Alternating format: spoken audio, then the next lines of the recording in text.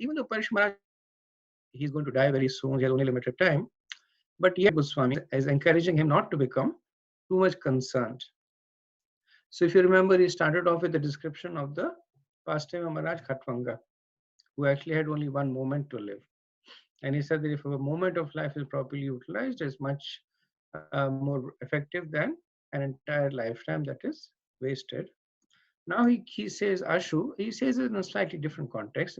In the 10th verse, he says Ashu very soon to convey the potency of Srimad Bhagavatam. He says one who takes shelter of the Srimad Bhagavatam is very soon liberated. So the point is making is that because I'm speaking the Bhagavatam and you're taking shelter of it, 7 days is more than sufficient.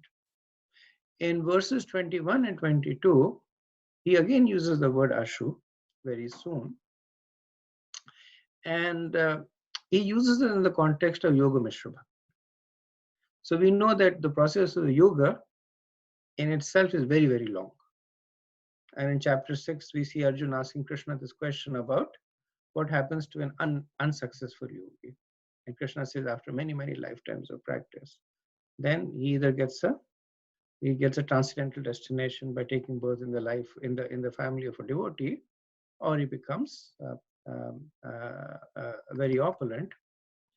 But yet, we see Sukadev Goswami use the word Ashu in the context of Yoga Mishra Bhakti, in which he is revealing his heart. He's saying that I'm not going to just speak to you about yoga. The reason he's saying very soon means that very soon this will lead to that which will reveal the quick and direct path of accessing Krishna, which we will see just a few verses down. If you are able to complete this chapter today, then we'll see this. We'll see this happen. This has, maybe not, let's see. It has 39 verses. We are at verse 22, but let's see. So Prabhupada in a lecture on this verse says, the conception of the Virat, universal form of the Lord, as appearing in the material world is imaginary. It is to enable the less intelligent and neophytes to adjust to the idea of the Lord having form. But factually, the Lord has no material form. Okay. Verse 23, Shri Sukha Vacha Jita Sano Jita Swaso Jita Sang Jitendriya Stule Bhagavato Rupe Manasandharayate Dhya. Sukadev Goswami answered, one should control the sitting posture, regulate the breathing process by the yogic pranayam, and thus control the mind and the senses with the intelligence. Apply the mind to the gross potencies of the Lord called Virat Roop. So this is the answer to the first question that was asked by Parikshit Maharaj, how and where the mind has to be applied. So in 17 verses, from here till the end of the chapter, from 23 to 39, Srila Sukadev Goswami will describe the process of purification beginning from a pantheistic conception of the Lord, which is basically seeing everything as Lord, to a segue to devotional service. He will not speak about bhakti per se.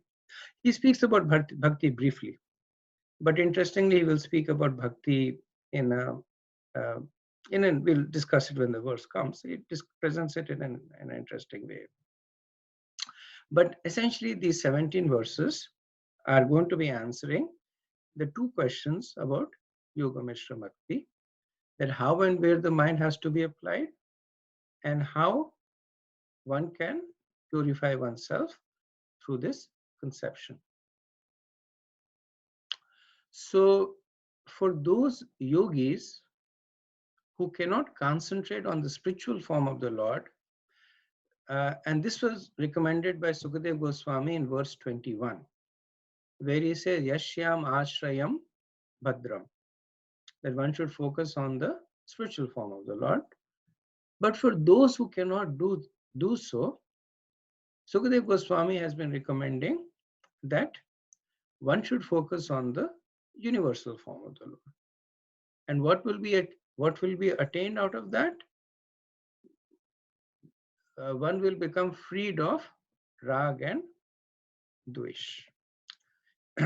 So this, while answering the first question, also addresses the second question, even though not explicitly, but implicitly. So Maharaj Parishad said, how can the mind be purified? And the answer to both the question is by focusing on the Virat Roop, by focusing on the universal form. So the verse first talks about the prerequisites. So it talks about victory or jita over 4 things. So it says jita asana. So this is essentially the first 4 mechanical stages of yoga, which is, the first 3 mechanical stages of yoga, which is yam, niyam, and asana. So one should have attained control over one's body. So yam niyam is basically following instructions and not doing what is prohibited. Asana is physical control on the body. Then he says jita swaso. So this is the 4th stage, which is pranayama. Then he says jita sangha, which is only associating with only associating properly. And properly means only associating with the right kind of people. It also means that only associating with the right conception. So one does not mentally speculate. One does not associate with the exclusively material conception. Because here, even though the material conception is being recommended, but the recommendation is to see it in connection with the spiritual conception. But asat sangha is that one basically starts associating with the exclusively material conception. And then the 4th jit is jitendriya, which is one gets victory over the senses. So by the yogic process of pranayama, one controls the mind and the senses. One attains siddhis or mystic powers. One frees oneself from the dirty things in the mind. So at this stage, he can meditate on the Virat Roop conception of the Lord and realize his mystic potency. So when one progresses to understand the connection of the potencies of the Lord with the Lord, one can attain self-realization. So we see what Sukadev Goswami is doing over here. He's talking about the process, which kind of answers the second part of the question, that how can one become purified of the dirty things, which is by following the yam, niyam, asana, pranayam. So by doing all these things, one can control the mind and the senses. Then what does one do when one has become freed of the material conception? Sukdev Goswami says is when you're freed from this contamination, you take your intelligence and you apply it to the Virat Roop, to the material potencies of the Lord. Okay, next verse 24.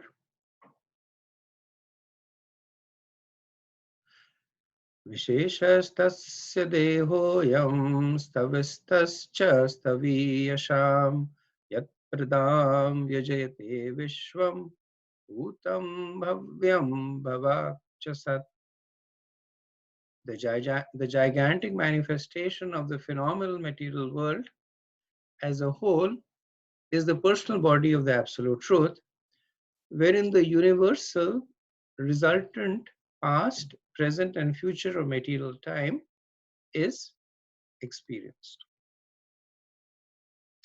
So the point that is being made over here is that this process of meditation on the Virat Roop is not an end in itself, but it is a means to an end. It is a process that leads one to a higher destination. It is not a destination in itself. So earlier it was explained that when one meditates on the Virat Roop, the heart of the materially engrossed soul becomes purified. So the terms bhutam bhavyam bhavat that are used in this verse, past, present, and future, imply that this form contains creation, maintenance, and destruction. Creation is past, maintenance is present, and destruction is in future. Same point made by Krishna in Bhagavad Gita 9.7. Why? Because it is in itself the embodiment of the material creation. The form is special only because it is connected to uh, to uh, to Krishna. So we were making this point that Sukadev Goswami, while presenting a path to Maharaj Parikshit, he has the it's a little difficult process, but he has the work of glorifying the path, but he also has the work of I would not say denigrating it, but he also wants to show it in its proper position. So at one point he's saying, meditate on the Virat Roop. By the process of meditating on the Virat Roop, everything that is dirty in your heart will be removed. Contaminations will be removed. You will make advancement. So all that is going as glorification. The Virat Roop contains everything that is material. It contains past, present, and future. So when Sukadev Goswami is talking about past, present, and future, what is it that has past, present, and future? One that is taking birth and dying.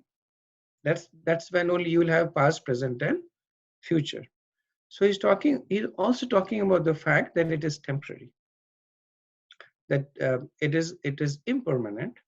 So he's trying to at the same time make this point to Maharaj Parikshit that this is material and this is temporary.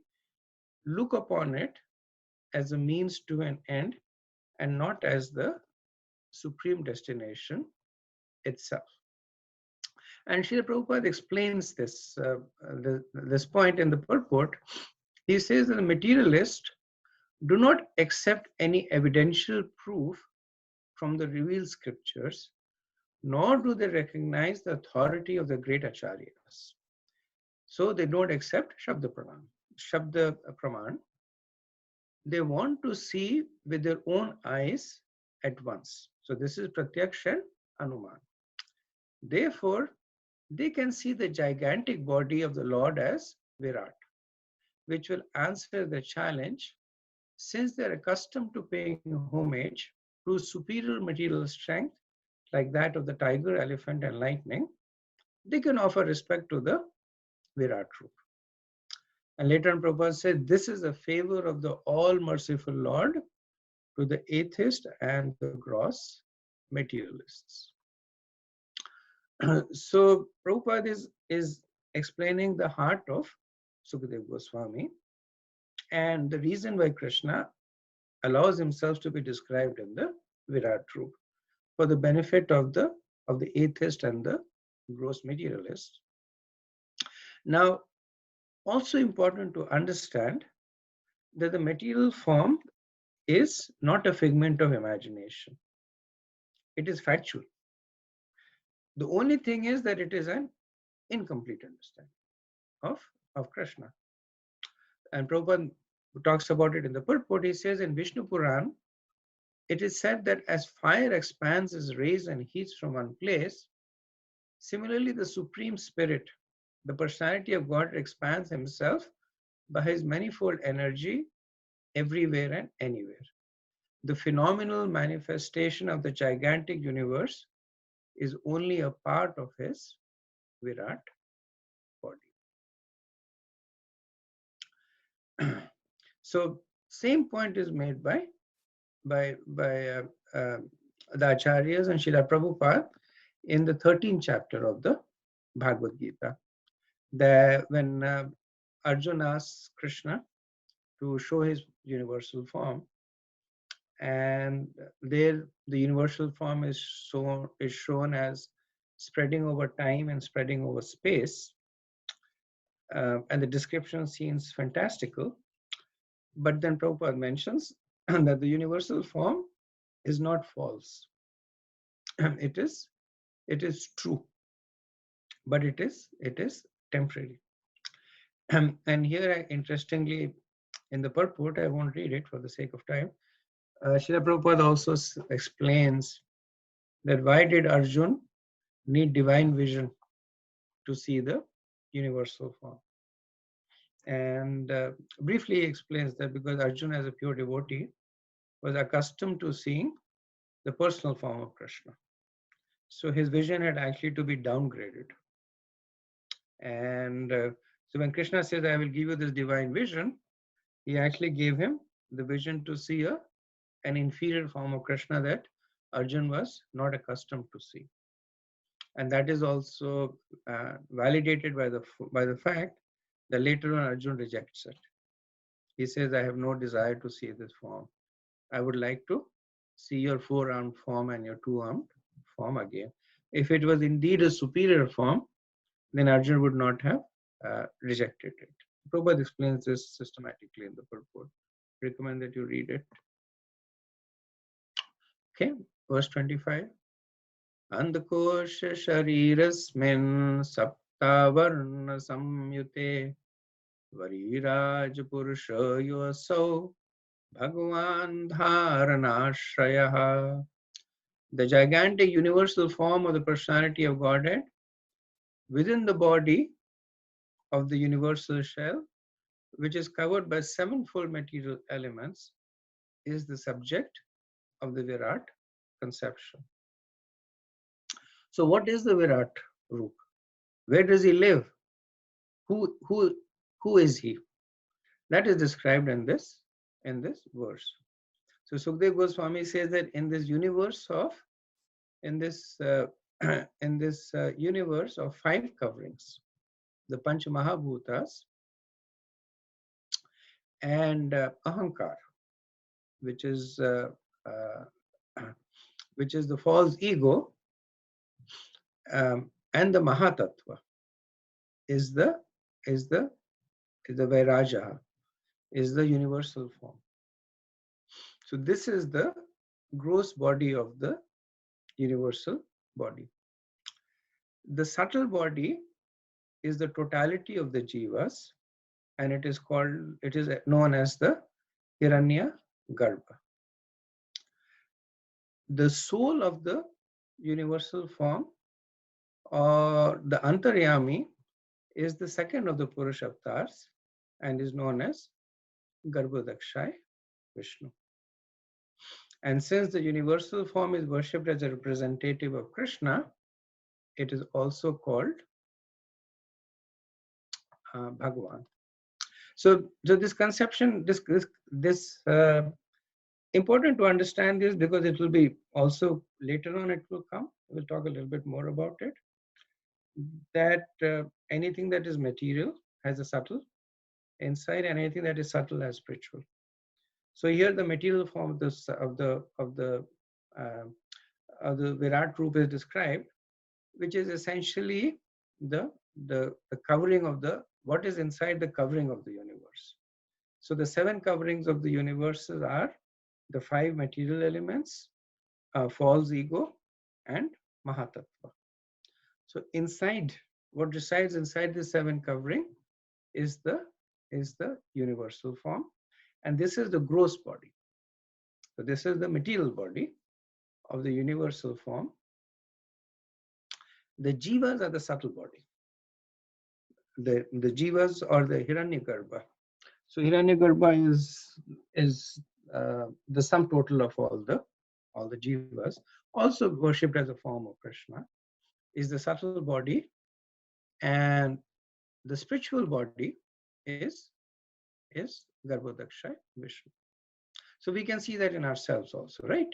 We have the material body that is made of the five elements. We have a subtle body made of three elements, and then we have the spirit soul sitting inside. The difference, of course, we are Paramatma also, because we are Jiva and Krishna is himself Paramatma, so there is no separate Paramatma. Also interesting to note over here is that Srila Prabhupada calls false ego as nomenon.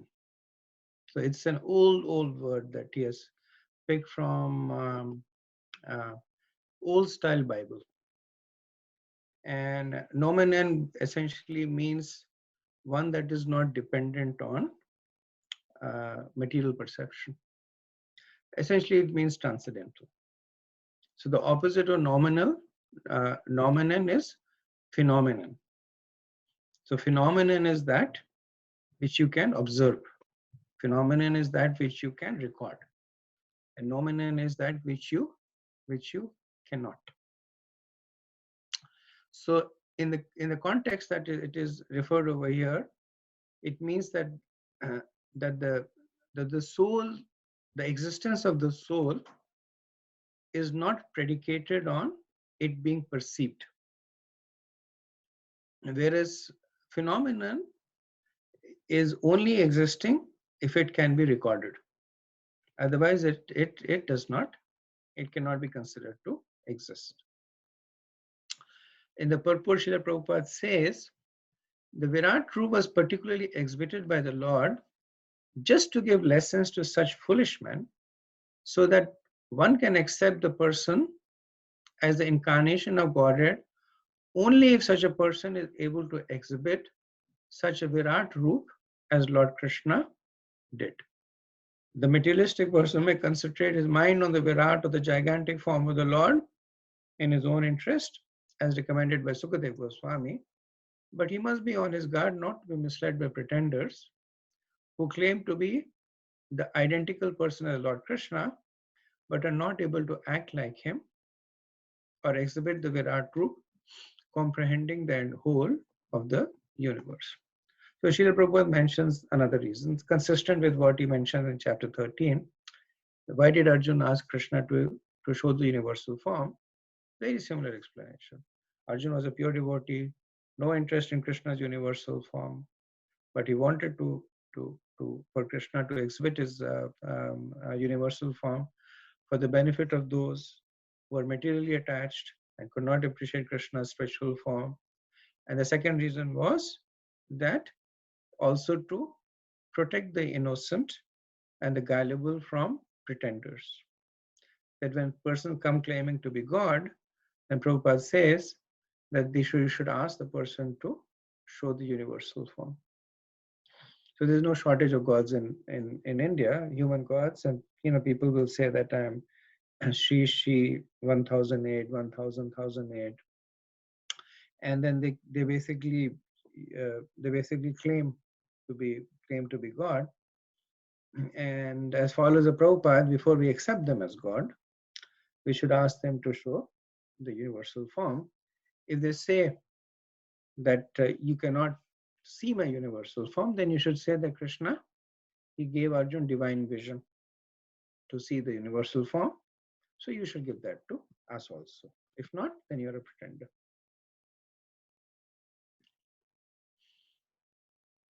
Okay, 26.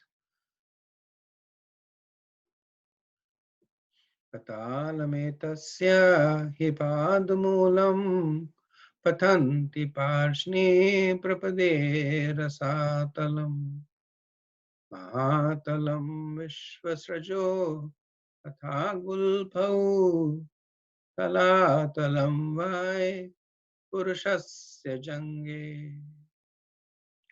Persons who have realized it have studied that the planets known as Patal constitute the bottom of the feet of the universal Lord, and the heels and the toes are the Rasatal planets. The ankles are the Mahatal, and his shanks constitute the Talatal planets. So, how does one meditate on the Virat Roop? So, remember, this was one of the questions asked by Parishit Maharaj, that how to meditate on the Virat Roop. And uh, Sukdev Goswami is is answering the question. So, Prabhupada in the commentary, he speaks a little bit about the description of the construction of the material universe. So he said there are 14 planetary systems. 7 planetary systems are called Bhur, Bhuvar, Swaha, Maha, Janas, Tapas, and Satya. And these are basically in the order of one being higher. So Bhur is lowest, Bhuvar is higher, Swar is still highest, Maha is still higher, Janas, Tapas, and Satya. Satya is the Brahmalok, is the highest. Then there are 7 lower planetary systems, and these are in the order of them being lower: Atal, Vital, Sutal, Talatal, Mahatal, Rasatal, and Patal. Patal being the lowest. So, just as when one meditates on a deity, one begins to meditate from the feet upwards. Here also, the same recommendation is made that you first meditate on the sole of the feet as Patal. So one meditates on Patal Lok and says that this is the sole of the feet, and then move up to Rasatal, Mahatal, and so on. So Sukadev Goswami, he is at the same time developing. So he's developing this notion of respect, right? Even though it's a material conception, but you see his anchoring that you start. This is the Virat Purush. Even though it's matter, he's saying you start meditating from his feet, and then you move upwards. So that quality of respect for the Supreme Lord is being instilled, but again using a material conception. Okay, I'll do verse 27, and then after that I'll stop for any discussion. Dvijanani sutalam vishvamurte urudvayam vitalam chatalam cha mahitalam tajjaganam mahipate nabhastalam nabhi saro granati. The knees of the universal form are the planetary system of the name Sutal. The 2 thighs are Vital and Atal planetary systems. The hips are Mahatal, and outer space is the depression of his navel. So previously, Sukadev Goswami had spoken about 4 of the lower planetary system: Talatal, Mahatal, Rasatal, and Patal. Here he mentions 3 others, which is Sutal as the knees, Vital as the lower portion of the thighs, and Atal as the upper portion of the thighs. Then he also talks about Mahital. So Mahital is Bhur, that is the earthly planetary system. That is represented as the middle or the hips, and the navel is represented by Bhuvar. So Bhuvar Loka is the heavenly planets that are there.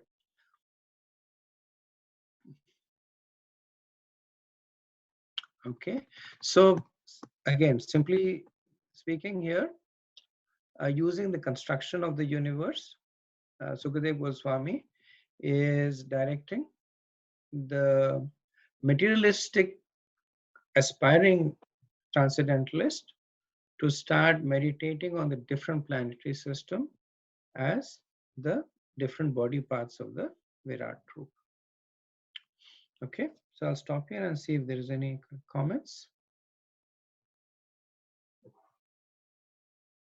Hare Krishna Prabhu, Nanda Gopal Das, please ask my humble obeisances. In one of the purports, Prabhupada mentions even atheists in the same category as the Virat Roop is a mercy of the Lord, even for the atheists. So how to understand? Because atheists would deny the existence of God. Whereas transcendentalists or impersonalists at least understand there is God, but impersonal feature of God. And the gross materialists, are as good as impersonalists anyway. So how to understand the atheist being given mercy of the Lord? It's a good question. So the atheists that are being described over here are the naturalists. So we have experience with people of that who are very much in the mode of goodness. They love nature. They like to live with nature. They fight to preserve the pristineness of nature. They may or may not accept God. If they accept God, of course, it's different. But if they don't, they're still attached to nature. And the Virat Roop is a way for them to use that attachment of nature and then transfer it to the Supreme Lord. So I think the point that you're making over here is that if the atheist is outright rejecting the scriptures, then why would he consider the planets to be the lotus feet of the Virat Roop? Because the whole notion of the Virat Roop is also a result of, is also being presented by the scriptures. On our own, it is difficult for us to make that connection. But this is where the, even though, I mean, because it is in the Bhagavatam, it is being explained in the context of Krishna. But really speaking, when a person begins to appreciate the beauty, the pristineness, the purity, the greatness of nature, it is a step in towards eventually accepting who created these mountains. Why are the rivers so pure? Why is the air so purifying? So just like when one does karma kand, it is a step to the to bhakti, because when one does karma kand, one accepts the Vedas. When one accepts the Vedas, then one accepts the higher conclusions of the Vedas, which is bhakti. So in a very similar way, that an atheist and a materialist, when they start appreciating the nature, they basically move to the mode of goodness, and from there it is they're one step closer towards becoming spiritualist. Prabhupada would typically say that such people are like dry wood. They're waiting for the association of a devotee. As soon as that association happens, they start making spiritual progress, but they are at least making themselves ready, as opposed to another person who just sees nature as something for them to exploit. So they will not be in that position also to recognize nature as something that is worthy of appreciation.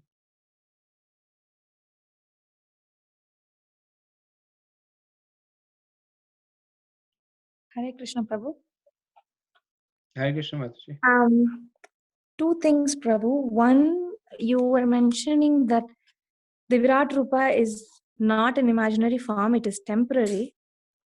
And but I thought early when you were talking about the text 22, you referenced a lecture of Srila Prabhupada, and did you say that conception of the Virat Rupa is imaginary because the Lord has no material form.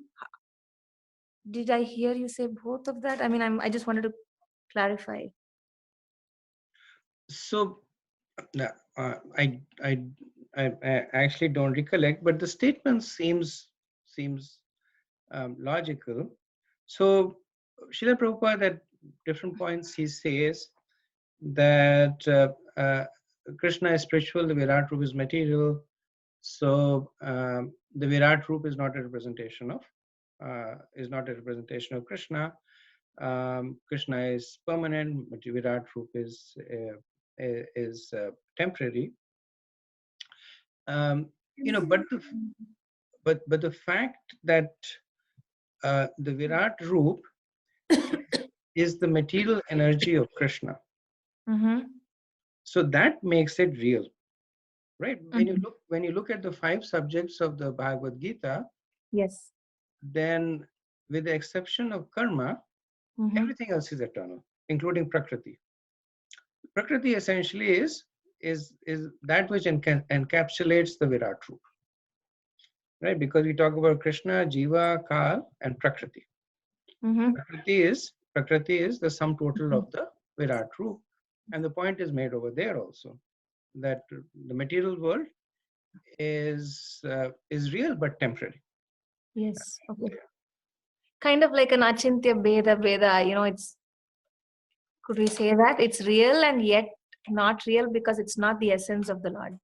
Absolutely. In fact, to some extent, you have taken away Srila Prabhupada's thunder, because a few verses down, he actually speaks about, he reconciles it through the same concept. I didn't want to say it because I wanted to preserve Prabhupada's, Prabhupada has a dramatic thing that, so now I will explain to you. And then he says, it's Achintya, but yes, essentially that's what it is.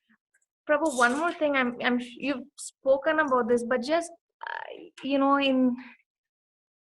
it seems like Parikshit Maharaj's question is quite clear. He's saying how and where the mind is to be placed, and so that the mind can be purified of the dirty things. And I'm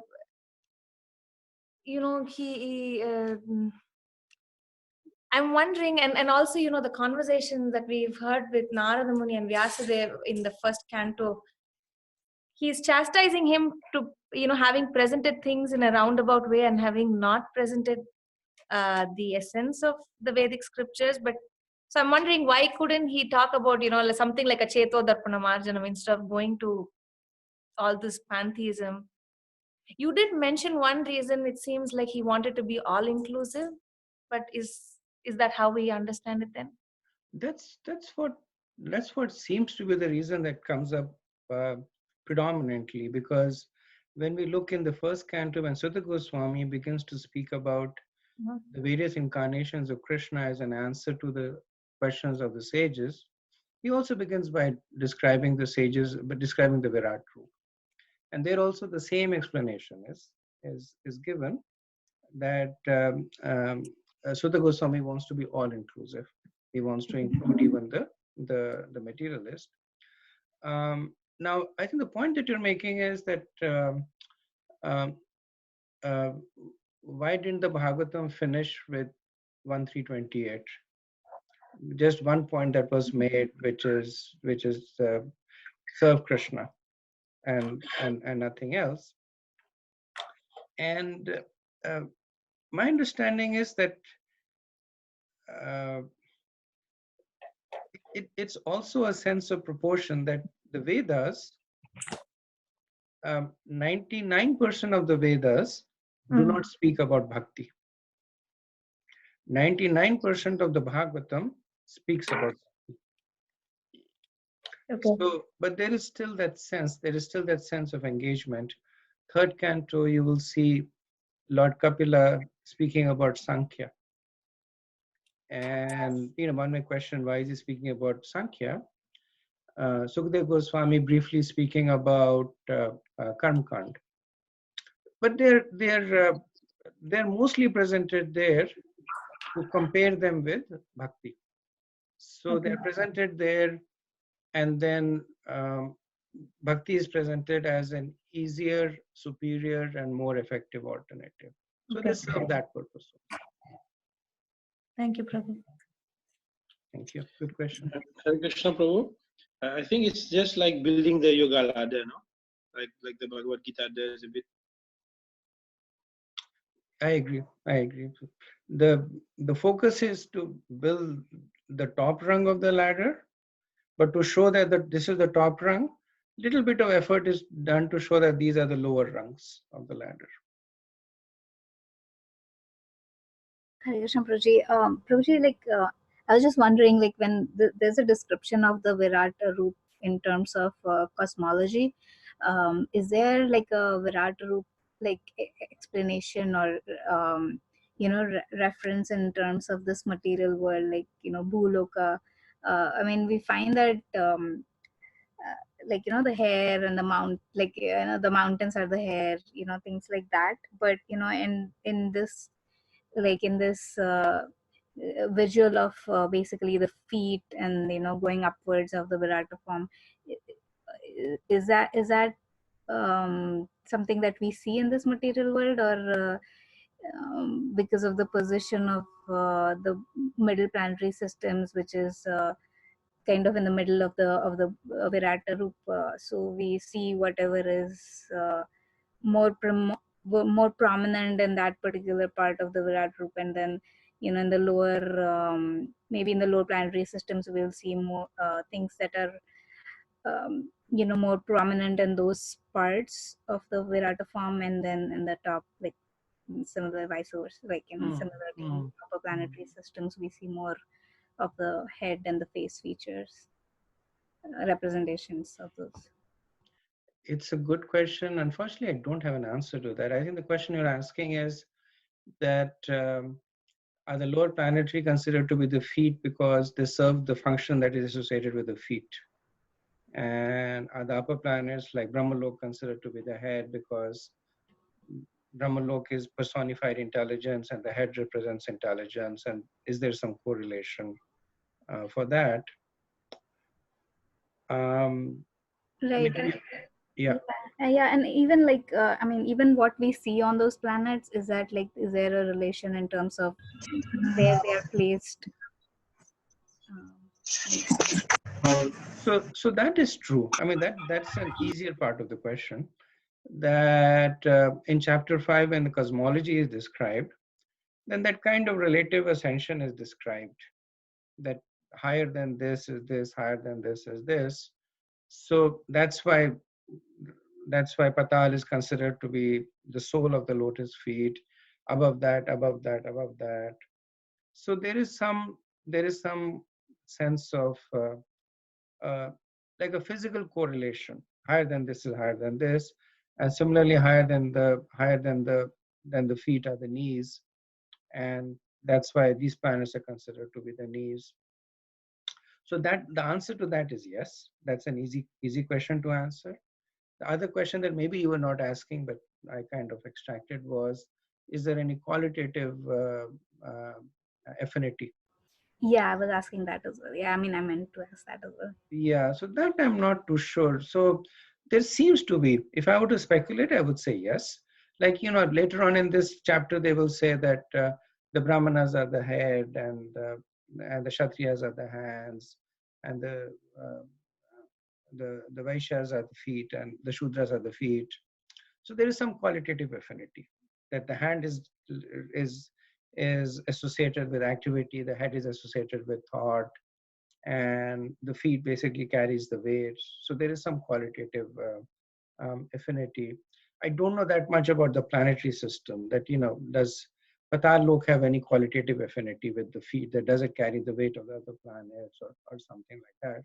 So which is why I'm saying I'm not able to answer it like with confidence. I would speculate and say probably yes, but I would not. I would not be fully sure about the answer. If that helps. Yes, Prabhuji. And also like can the spiritual world be also represented that way, uh, in terms of Virata form, that Vaikuntha planets are like lower, and Goloka planets are higher, and yeah, or even like first is like Shiva, like the planet of Lord Shiva, and then Devi Dham, and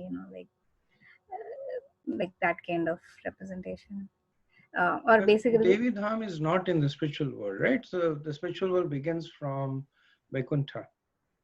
Mm, And essentially, that meditation on the Virat Roop is given for people who are materialists.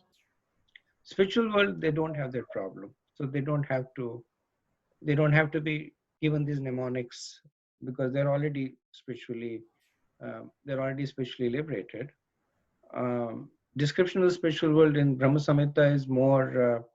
I think it's more structured. Like in the Brahma Samhita, how it's described that all the Vaikuntha planets are around like clustered around the lotus flower.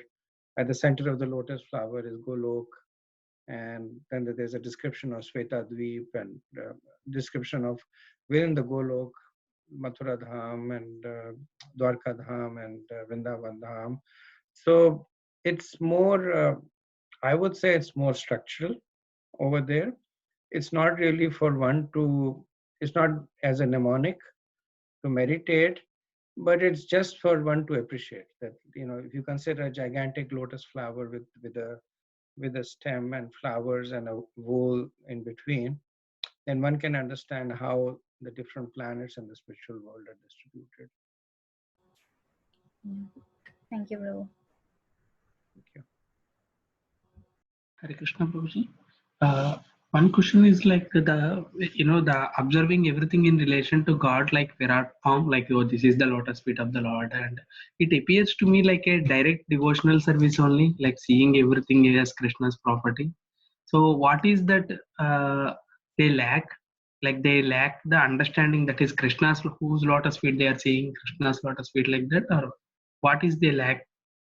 So what they lack is this, right? What they lack is seeing the planets as the form of Krishna.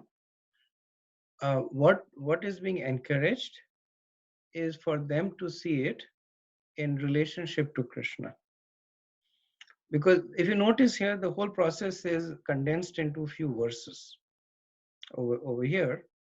So when there is a gross materialist and he's beginning on the path of self-realization or wanting to make some advancements, then the instruction that is given to him is and we see that even over here, that when you see the vastness of ocean, think of the power that the ocean contains, right?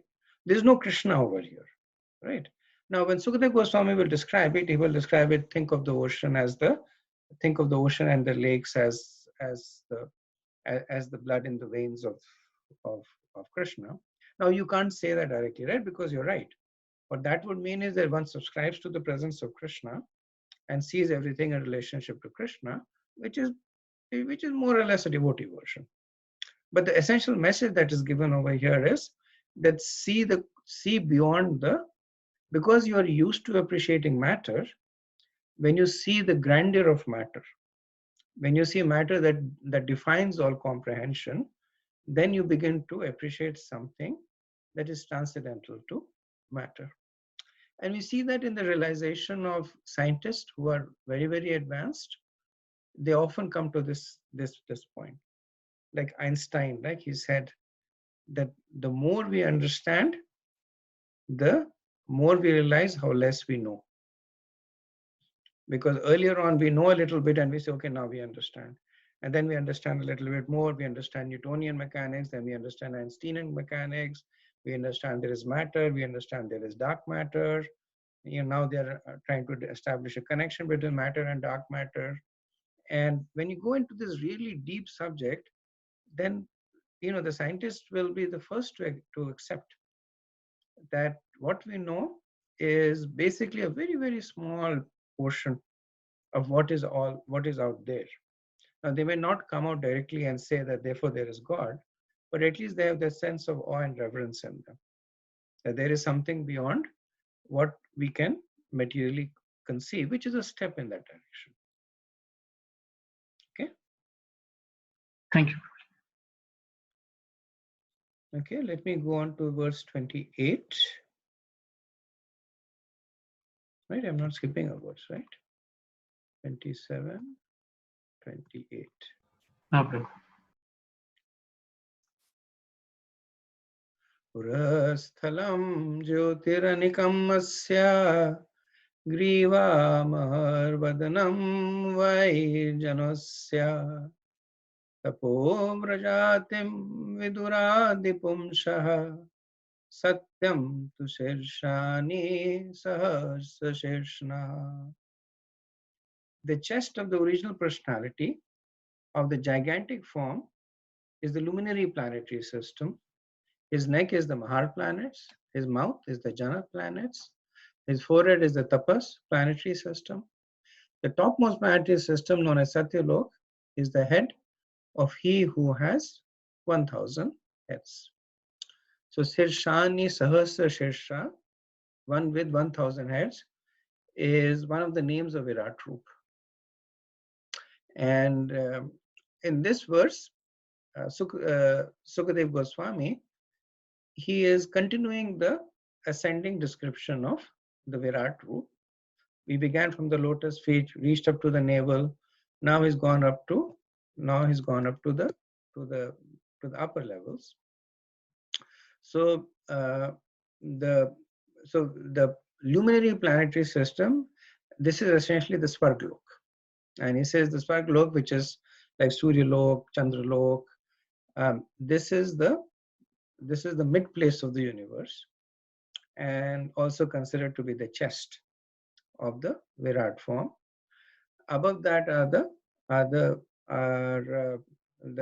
the higher planetary system, like the Maharjanas and Tapas and Satyalok, where more and more advanced perfected beings live, and these correspond to the ascending portions of the Virat Roop, ending in Satyalok, which is the head of the Virat Roop. And to some extent, we see that Sukadev Goswami is also making this point that this is notional. Like, what does he say?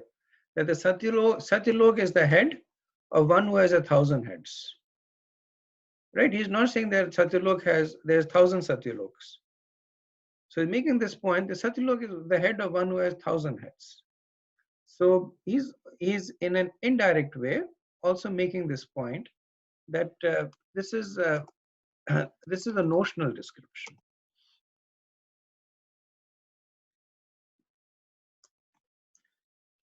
Okay, let me go on to the next verse.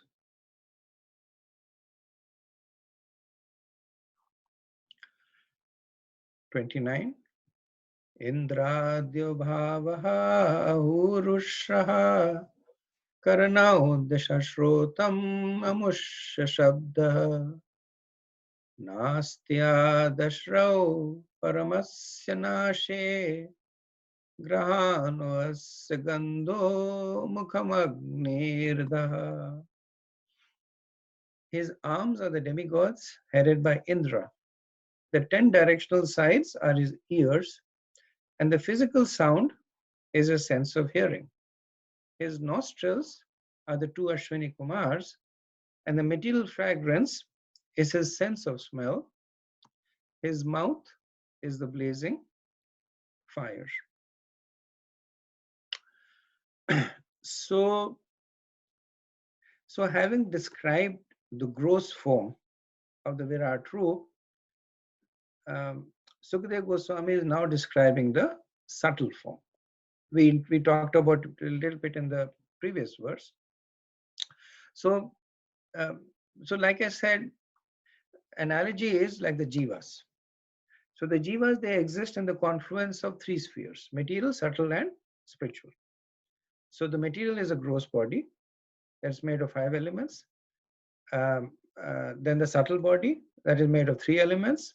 And then finally there is the spiritual jiva that is non-material or 100% spiritual. So Sukadev Goswami is describing the Virat Roop in the same way that he has described the gross universal form, which is essentially the material universe comprising of the various planets. Then Hiranyagarbha is considered to be the subtle universal form. This is also described in Chaitanya Charitamrita Adi Leela chapter 5 verse 106. And the soul of the universal form is Krishna himself, or Lord Vishnu himself. So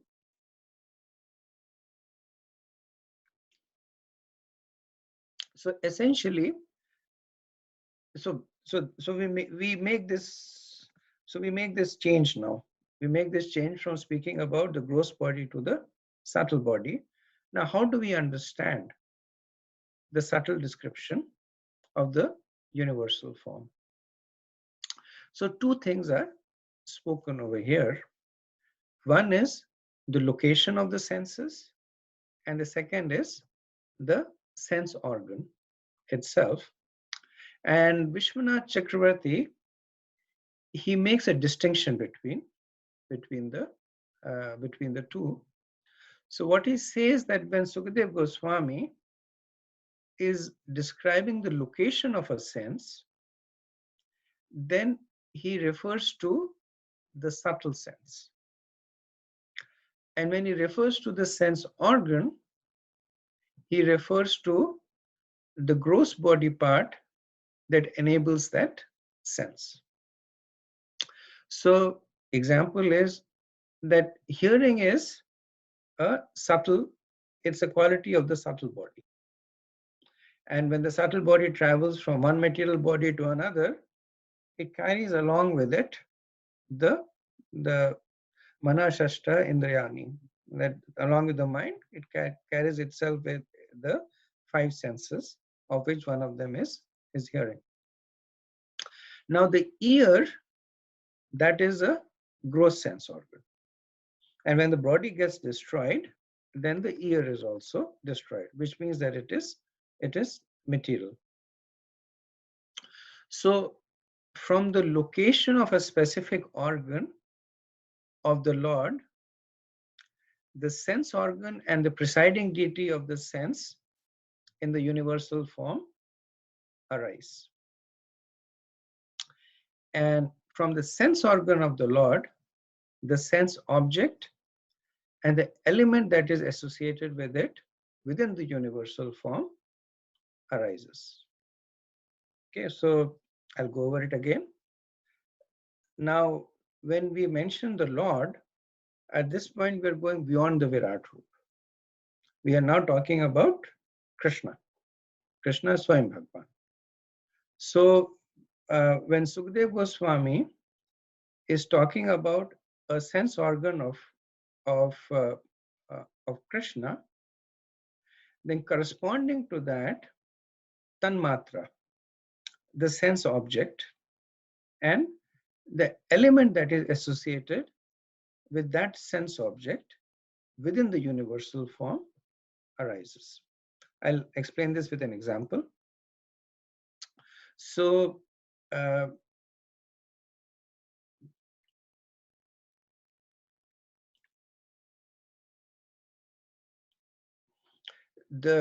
for instance, Krishna has ears. So from the location of the ears of Krishna arises in the universal form the ears and the 10 directions, the Dik Devta, which is the presiding deity of the ear. And from the ear of the Lord arises in the universal form sound and ether. So sound is what is the sense object of that sense, and ether is what is the element that is associated with it. So let me summarize again. From the Lord's location of the senses, the universal forms, sense organs, and the presiding deity of the sense organs appear. Then from the Lord's sense organs, the universal forms, sense objects, and the element associated with the sense object appears. Okay, so why is Vishwanath Chakravarti Thakur making this connection? Because eventually he expects the yogi to travel in the opposite direction. The universal form, if it was purely material and disconnected from Krishna, it would have no value. The only reason that it has value is that it is somehow or the else connected to Krishna. So in the previous set of verses, we saw how the planets are connected to the, how the planets are connected to the Virat Roop of, to the Virat Roop per se. And in this verse, the connection of the various subtle aspects of the Virat Roop to Krishna is established. So in the initial stages, the yogi may not be able to see it. But as one meditates more and more, then they will be able to see this connection. That when they see a presiding deity of a sense organ, they know that it is coming from a corresponding quality in Krishna. When they see a sense object, they know it's coming from a corresponding quality in Krishna. So to put it more simply, the reason that we can smell is because Krishna can smell. The reason we can see is because Krishna can see. And when we associate that through the Virat Roop, so in this, the ability of the Virat Roop to smell and to see and to experience, they are described. So when one meditates on these qualities of the Virat Roop, then eventually they will be able to relate them to the corresponding qualities of Krishna. So another example, that from the location of the nostrils in Krishna arises the nose of the universal form and the presiding deities, which is Ashwini Kumar, who are also part of the universal form. From the nostrils of Krishna, in the universal form arises the sense of smell and earth, which is the element that is associated with smell.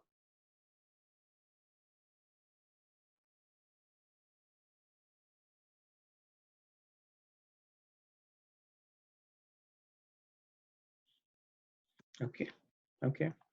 It's so I was it's a little, I think understanding the concept is simpler. Understanding how it is implemented is a little bit of you have to unravel it.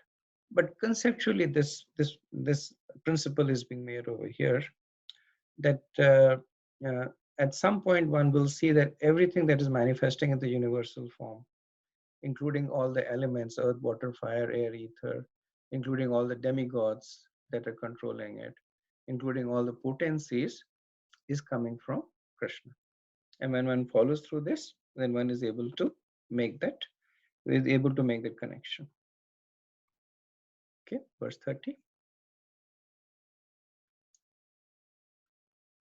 Dyorakshini chakshurahut patangaha pakshamani vishnurahani ubecha tadbru vijrmabha paramesti dishnayam apasyatalo rasaeva jiva.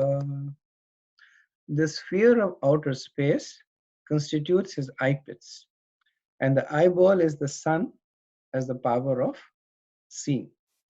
His eyelids are both the day and night, and in the movement of his eyebrows, Brahma and similar supreme personalities reside. His palate is the director of water, Varun. And the juice or essence of everything is his tongue. The same thing we see Sukadeva Goswami doing over here also. That he's looking at the qualities in the Virat Roop and associating them with either the sense organs or the location of the sense organs in Krishna. So like he says, sun is the eyeball. And what is the quality with the sun, which is the power of seeing. And then the media of it is light. So he's establishing this confluence of attributes in the Virat Roop and connecting them to Krishna. So Prabhupada in the purport says, to common sense, the description in this verse appears to be somewhat contradictory because sometimes the sun has been described as the eyeball and sometimes as the outer space sphere. But there is no room for common sense in the injunction of the Shastras. We must accept the description of the Shastras and concentrate more on the form of the Virat Roop than on common sense. Common sense is always imperfect, whereas the descriptions in the Shastras is always perfect and complete. If there is any incongruity, it is due to our imperfection and not the Shastras. This is the method of approaching the Vedic wisdom. So what Srila Prabhupada here is mentioning that if you were to read the various, so the Virat Roop is described several times in the scriptures. Even just in the Bhagavatam, it's described at least 3 times, if not more. This is the second description. And sometimes the descriptions, they don't tally with one another. And Prabhupada talks about it over here. Sometimes the sun is considered to be the eyeball, like they say that in the Bhagavad Gita, right? The sun and the moon are the eyes of Krishna. And here it is being described as the outer space. So Prabhupada says that you should accept this rather than trying to be too analytical and saying why exactly was that mentioned. It does not mean that those statements are untrue. The contradictions are only are apparent. They are not factual. Vishwanath Chakravarti in his purport, actually he explains this contradiction. Prabhupada doesn't do that because it becomes very technical. But Vishwanath Chakravarti Thakur, he wants to make sure that people don't walk away with this impression that the scriptures are fallible because they seem to be apparently contradictory. So he tries and explains it, giving an analogy of things that are closely associated with one another are sometimes considered to be the same. So he gives an analogy that if a crowd of people are sitting in a pavilion and they're screaming, so the statement that the pavilion screamed is true, and the statement that the people sitting in the pavilion screamed is also true. Now, one of it, the first part of it, the pavilion screamed, it basically uses what is known as the logic of considering things that are intimately associated to be the same. Because the crowd is sitting in the pavilion and screaming, the pavilion screamed is also to be considered as the same.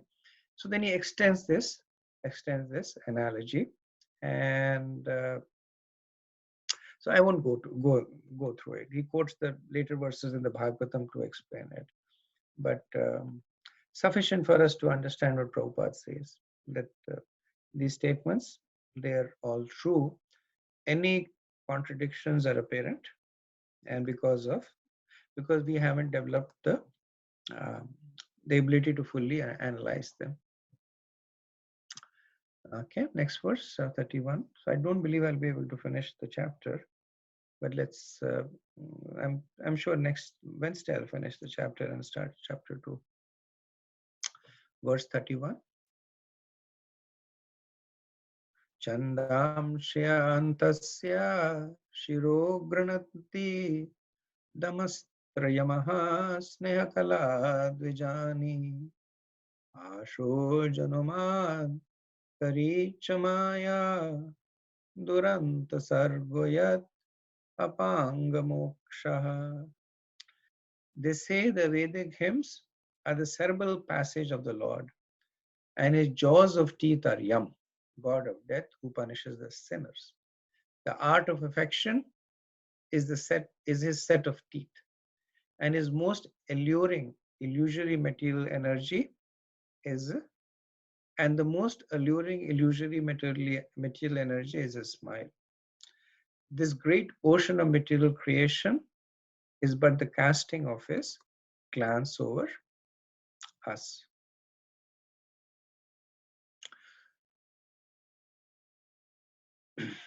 So one thing important to understand here is that when Sukadev Goswami is talking about the teeth, the smile, or the glance, he is not describing the Virat Roop. He is describing Krishna, and he is describing the qualities of these that are reflected in the Virat Roop.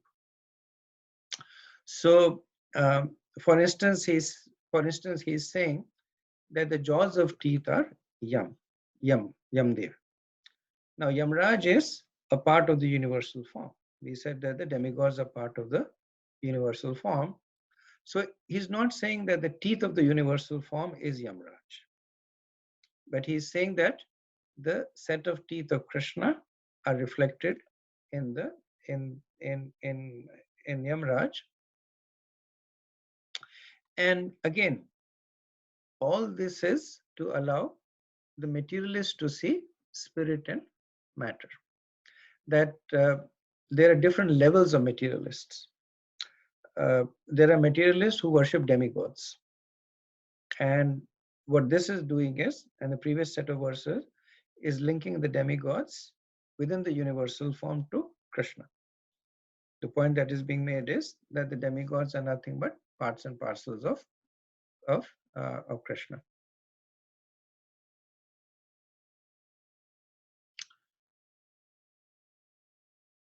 So Sukadev Goswami, he does not.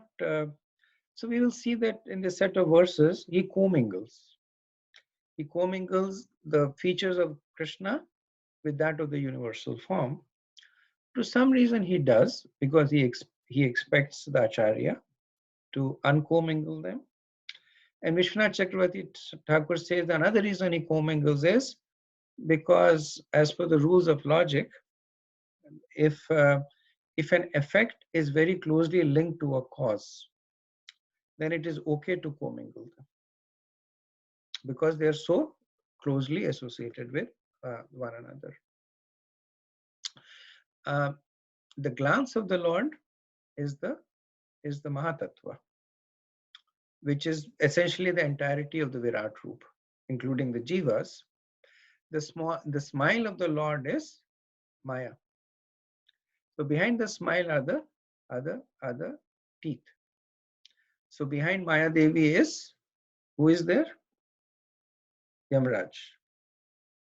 Right? So Maya Devi appears as the illusory smile, and when one gets attracted to it, then Lord Yamraj is there to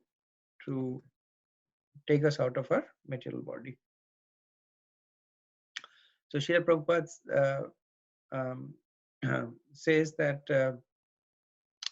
according to Vedic assertion, this material creation is the result of the Lord's casting a glance over the material energy, which is described herein as the most alluring illusory energy. The conditioned souls who are allured by such materialism should know that the material temporary creation is simply an imitation of the reality, and those who are captivated by such alluring glances of the Lord are put under the direction of the controller of sinners called Yamraj. The Lord smiles affectionately, displaying his teeth. The intelligent person who can grasp this truth about the Lord becomes the soul fully surrendered unto him. So Prabhupada, he makes the point that was made in the verse, but then he also, as a devotee, he does not want us to walk away with the impression that whenever Krishna is smiling, it is being presented as Maya Devi. Because Krishna's smile is actually most enchanting to his devotees also. And for them, Krishna's smile, it represents the highest form of liberation. So Prabhupada is making that point. That only those people who are misguided, they will consider Krishna's smile and be attracted to the external energy. And for them, the teeth of Krishna as Yamaraj is there. But for devotees who are properly situated, the smile of Krishna is enchanting.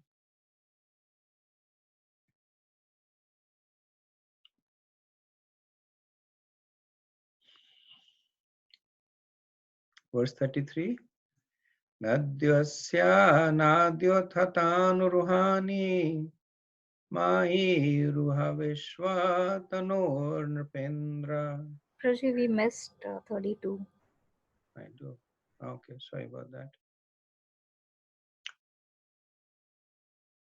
Vridotarustho adhareva logo dharmastano dharmapatho asya prastham katasya medaram vrashnau cha mitrau kukshi samudragirayo asti sangaha.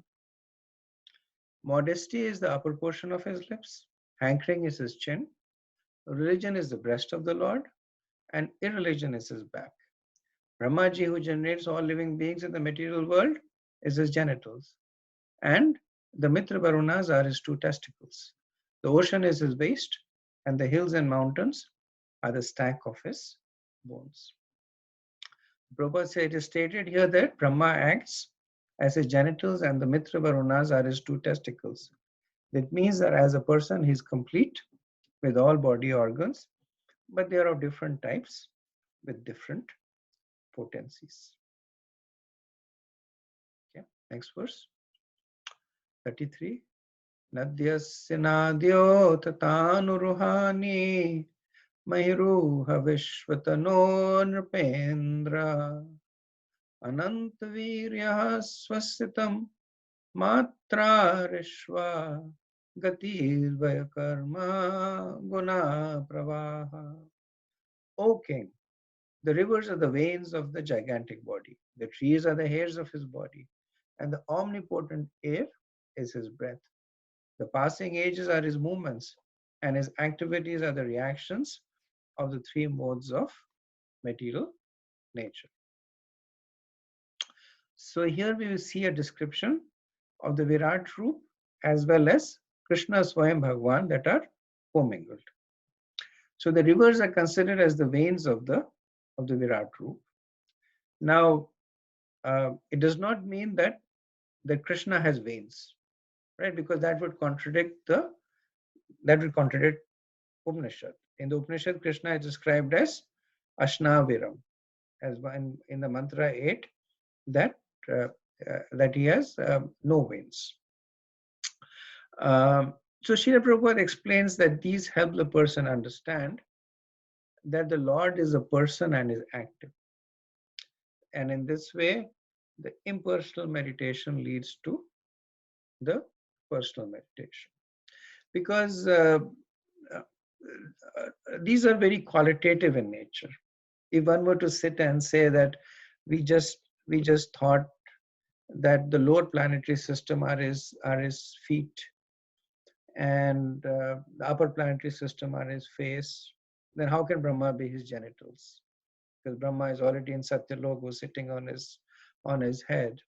So these are that's why Srila Prabhupada prefaced it by saying that one should not consider these contradictions to be factual, but just because we have not understood them completely.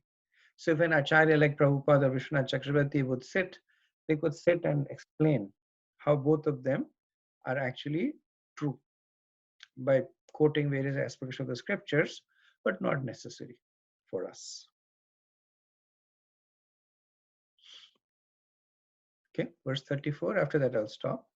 This verse does not have a purport, so I'll stop after this verse. Ishasya keshan viduranubhavahan vashastu sandhyam kuruvarya bhumana avyaktam mahurdayam manascha cha chandrama sarva vikara koshaha. O best amongst the Kurus, the clouds which carry water are the hairs on his head. The termination of the days or night are his dress. And the supreme cause of material creation is his intelligence. His mind is the moon, the reservoir of all changes. Okay, so let me stop over here. And we have a couple of minutes, see if there's any comments. Hare Krishna Prabhuji. Actually, like direct description of Krishna and Krishna's pastime are a lot uh, easier to understand also, and it is more fascinating also. But like you mentioned that Krishna sense organ and presiding deity of that sense, that part I could not actually grasp it well. If you can just outline. I actually would not want to do that, Prabhu, because the first time around I mentioned it really because, so the reason why I mentioned it because I wanted to indicate that there is a certain correspondence between the universal form and the personal form of Krishna. But, and I'm basically deriving it based on the explanation given by Srinath Chakravarti. It goes into a fair amount of details. So what I would like you to walk away from here is, and which the point I made was, I was hoping that that point would be sufficient to address these kinds of questions, that at least understand notionally that there is a correspondence between the universal form of Krishna and the personal form of Krishna, which is the reason why the universal form is being explained. So that when one understands the universal form, one can take that correspondence and and uh, and travel to Krishna's personal form. I would not like to spend too much time on explaining over and over. Sure, Prabhuji. Sure, Prabhuji. Yeah, thank you very much. Hare Krishna Prabhu, I just want to make a parallel of in the Bhagavad Gita, as Krishna say, when you see the, I'm the taste of water, I'm the sun, I'm on the fish of the shock. It's a parallel. It's like just to remember Krishna when we see anything in this universe. That's the way generally we take it. Somebody says that, explain to me, why is the shark the most prominent amongst the fishes? Right. And the reason Krishna is saying is it's obviously defensible. But that's not what, that's not what we would like to spend our time on. What we'd like to spend our time on is that the shark is amongst the most fearsome or considered to be the king of the fishes, and Krishna is the best of all. So the qualitative analogy is what we should focus on. I was debating on whether I should present this part, but the reason I presented it was because it establishes this connection between the universal form and the personal form of Krishna, which is what I wanted to convey. Thank you. Thank you, Prabhu.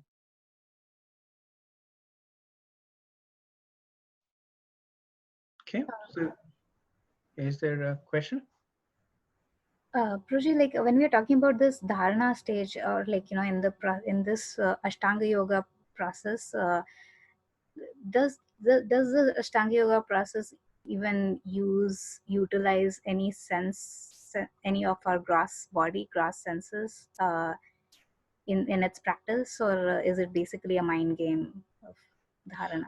Dharana, you're right. From dharana, I mean, it begins, if you look at the earlier stages of yam, niyam, pranayam, asana and pranayam, all four of them are gross.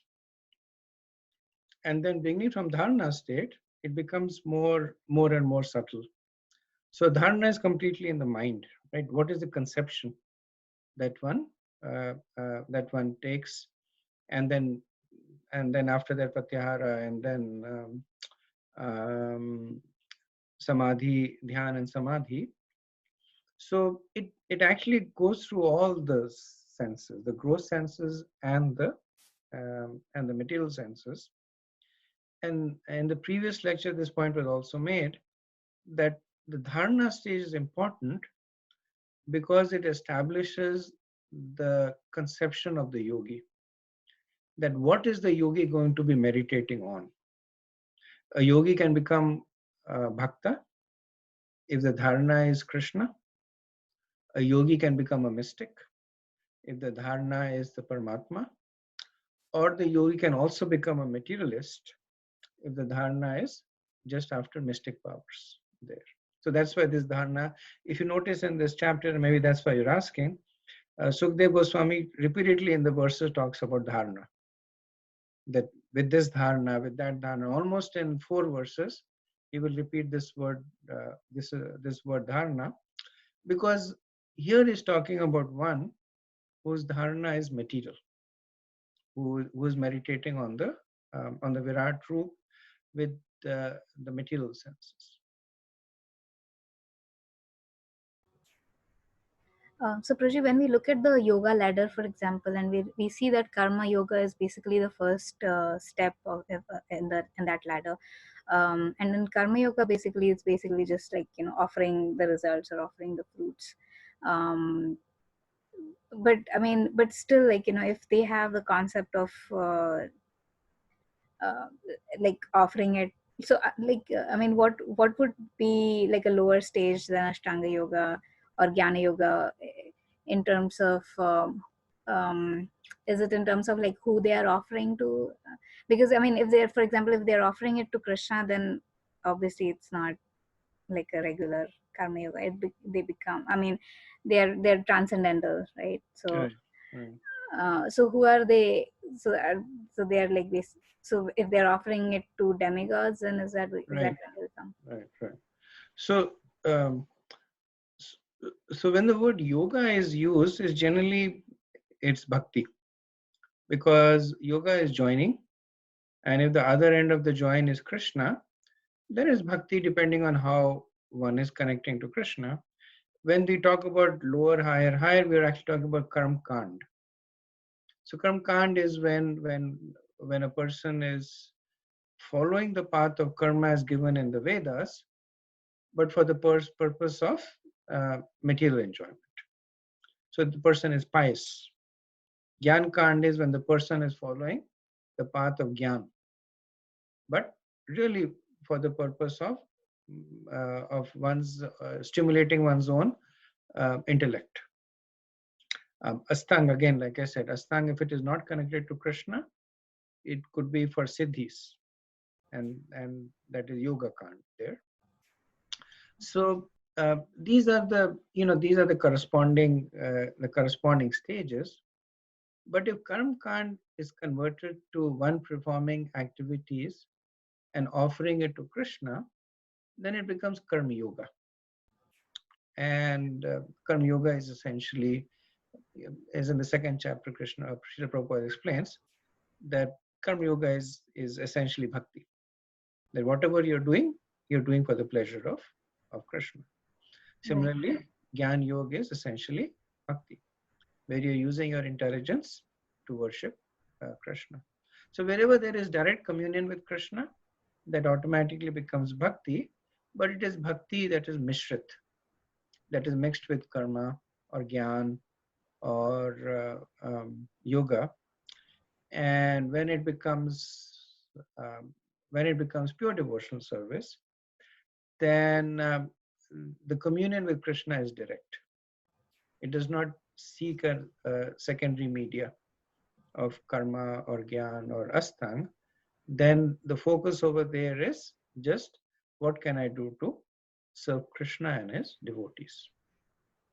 Right. I mean, the reason that I was trying to understand from a yoga ladder perspective was because, like if there is a Ashtanga person who's doing Ashtanga process, they are like meditating uh, on the impersonal feature of the Lord. On the Paramatma feature of the Lord. They could be meditating on the impersonal, but at least in the sixth chapter, they're described as meditating on the super soul. Right. So if they're like doing it, I mean, like even in this explanation right here, like if they are doing, if they are meditating, their dharana is on the Virata form, which is like not uh, which is not personal in that sense, or we can say you can also say it is impersonal. So. Um, but then if somebody doing karma kand process, they are actually giving their fruits to a personal form, like in the demigods or somebody. um, so isn't that like higher than the impersonal dharana stage? So you're saying that if somebody is doing karma kand But and worshipping demigods worshipping the demigods, so the versus only time it would be higher is if the person is considering the demigods in relationship to Krishna. Right? If the person considers the demigods to be God, then Srila Prabhupada explains that that is polytheism. So Virat Roop is pantheism, where you consider everything to be God. Polytheism is a little bit higher, where you consider many gods. You don't consider everything to be like a Virat person who's in the lower stage of Virat Roop will worship grass, will worship tree, will worship the clouds, right. considering everything to be a part of the Lord. And in a higher stage, the person will say that yes, this is an energy of God, but there I have Indra and Chandra and Surya, and I'm worshipping them. So the focus is on fewer gods, but still it is a form of impersonalism, because you're denying the actual existence of the one person who is God. And then pantheism, and then as we discussed that from polytheism, uh, uh, from pantheism comes polytheism. From polytheism comes monotheistic polymorphism, and from monotheistic polymorphism comes monotheism. Right? So pantheism is seeing everything as God. Polytheism is seeing many gods. Then monotheistic polymorphism is seeing many gods, but who are essentially the same, which is seeing worshipping Krishna in many forms, as Lord Vishnu or Varadev or Vaman Dev. So that is monotheistic polymorphism. And ultimately the stage is then understanding that everything is coming from Krishna, which is monotheism. So if we forget the last two, monotheistic polymorphism and monotheism, because those are like spiritual, right? Because those are like you understand that Krishna is the supreme, and he has various forms and incarnations. But the first two, I mean, I'm just trying to understand, like, does the yoga ladder differ uh, on the practitioner? Or like say even like for namesake, somebody might be practicing Ashtanga process, but like a karma who is doing karma kand could be higher than the Ashtanga process follower, but just because of their understanding um, of whether they're following polytheism or. I would agree with that um, more than the process, the conception and the process is important. Because if you look at the yoga ladder, Krishna first starts from the highest end, that you do everything for me. If you can't do everything for me, then you follow the rules and regulations. You do sadhana vaidhi bhakti, and then you start from the lower end, that you perform your prescribed activities. Better than that is to worship me with your intelligence. Better than that is to control your senses. So he talks about karma jnana stang, and then at the top he talks about shuddha bhakti, and then he comes down to to Vaidhi Bhakti. So essentially, the difference in them is at least in the 12th chapter, it is the conception with which one is worshipping. The difference between Shuddha Bhakti and Vaidhi Bhakti is the conception of the relationship with Krishna. One case it is spontaneous, in one case it is external. When Krishna says that if you cannot worship me, then at least offer me the fruits of your result, which is basically karmakand. Karmakand meaning that, so if you are actually offering the fruits of your result to Krishna, that becomes bhakti, right? So if you say whatever I do for Krishna, that's not karmakand, that is bhakti. Right. I mean, if Krishna enters everything, then yeah, obviously that is yoga. But sure. When you say you offer me the fruits, means that you offer my representatives, right? You don't be attached to the fruits, which is karmakand. Karmakand is the conception that the demigods are offering you the potencies by which you can achieve something, and whatever you achieve is benedictions that that you get from them. So the conception is important, and I think as we delve deeper and deeper, we see the processes in themselves can be anything depending on what the conception is. As you were saying, that one who's performing karma externally could be either in the lower range of karmakand or could be in the highest exalted range of bhakti. Activity will be the same, but the conception will be different. Yeah, I mean, once you bring Krishna in the center, it changes everything. The ladder changes for sure. That I understand. But if I keep Krishna aside, and if I just like look at the consciousness of the person doing karma or the person doing jnana, the ladder still differs in that sense. That's what I understand, or I get that feel of. Yes. I mean, that's the 12th chapter, right? Yeah. Where Krishna says that when you do karmakand, then at least you're in this notion of that I'm not the doer. When you're doing Gyan-kand, then you have at least reached the stage of controlling your senses, which is the prerequisite for Gyan. And when you're doing Astang, then you reach the stage of seeing the equality of everybody there. So, yeah, if when Krishna is there, it's bhakti. When Krishna is not there, then it goes through the stages of the yoga ladder. Yeah, sometimes I just feel like, the more I like dive deep into it, like the more I feel like there is not just one answer to it, like to things. Like, I feel like there's like, it's all multidimensional, I mean, even yoga ladder, for example, I'm not able to think of it as just one ladder, one linear ladder where you go from karma to jnana to ashtanga and bhakti, but, uh, I mean, that you could, but it could also be that that somebody doing ashtanga or the ashtanga and dharana stage, they're practicing dharana, but maybe at a lower stage, maybe at a lower than karma. Yeah. Generally what happens, I agree with you.